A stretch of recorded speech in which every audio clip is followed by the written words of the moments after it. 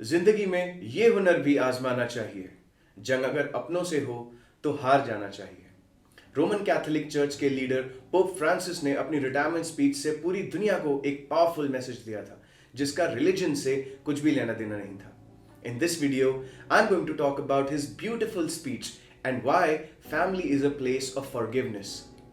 कोई भी family perfect नहीं होती। हमारे पेरेंट्स परफेक्ट नहीं हैं, हम खुद परफेक्ट नहीं हैं।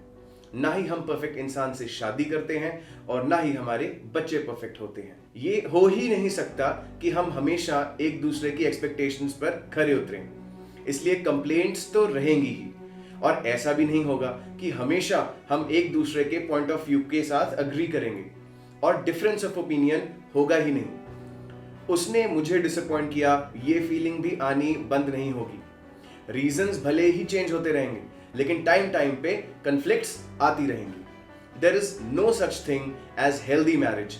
किसी भी फैमिली की हेल्थ इस बात पर डिपेंड करती है कि लोग एक दूसरे के लिए कितने फॉरगिविंग हैं। यानी कि प्रॉब्लम्स हर फैमिली में आती हैं। How quickly and how often do you repair things is what matters. अपने फैमिली मेंबर को माफ करना is the ultimate medicine of family Joy and happiness. माफ करना सिर्फ सामने वाले के लिए ही नहीं, हमारी खुद की इमोशनल हेल्थ और स्पिरिचुअल सर्वाइवल के लिए बहुत जरूरी होता है। गलत किसने किया, क्या नुकसान हुआ, इन सब चीजों को याद रखने से जो बीत चुका है वो तो फिक्स नहीं होता, आने वाला टाइम और खराब हो जाता है। इसलिए अगर आप फॉरगिवनेस को प्रैक्टिस नहीं करते हो तो घर एक अखाड़े की तरह बन जाता है, जहां झगड़े खत्म ही नहीं होते, और ऐसे माहौल में बुरी आदतें ही फ्लरिश करती हैं, जिसकी वजह से फैमिली की ओवरऑल हेल्थ अफेक्ट होती है। माफ करने से हमारी अंदर की गंदगी भी साफ हो जाती है। जो नेगेटिव थॉट्स मेरे दिल में घर बना के बैठे होते हैं, मैं उन्हें उठाकर बाहर फेंकता हूं। It's like cleaning your heart, cleaning your soul. All those negative emotions for your family member, अगली बार मैं बताऊंगा तुझे, I will never forgive you, ये सारे थॉट्स बैक्टीरिया की तरह होते हैं जो मुझे अंदर से खा रहे होते हैं। एक सिंपल सी माफी देकर मैं अपने पर्सनल एनवायरनमेंट का, इमोशनल हाइजीन का ख्याल रखता हूँ।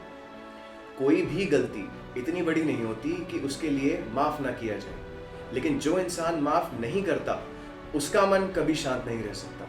In fact his soul can never attain peace. God wants us to forgive others no matter how challenging it might B.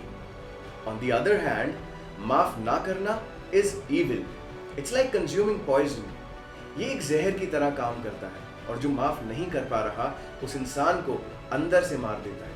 Which is why माफ ना करना अपने दिल और दिमाग पे एक ऐसा बोझ लेकर जीने जैसा है जो आपके लिए ही अनहेल्दी है। So, if you do not forgive others, you are indulging in self-destructive behavior.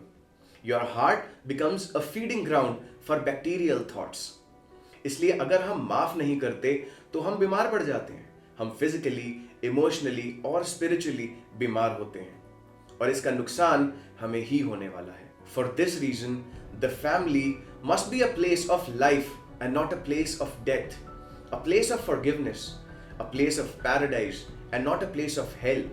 In terms of emotional health, family एक healing territory की तरह होनी चाहिए, जहां हमें better feel करना है, ना कि और ज़्यादा बीमार होना है। माफ ना करने के गिल्ट में जीने से अच्छा है कि मैं जल्दी से जल्दी माफ करूं। अगर हो सके तो रात को सोने से पहले ही माफ करके आई हिट द बेड, ताकि हर दिन एक फ्रेश स्टार्ट हो, जो एक क्लीन स्लेट की तरह शुरू हो, without any emotional baggage from the past. इस तरह से मैं माफ ना कर पाने के गिल्ट से बाहर आके अपने आने वाले कल पर ज्यादा फोकस कर पाता हूँ। I am able to create better memories. परिवार के साथ मेरी हर खुशी डबल हो जाती है।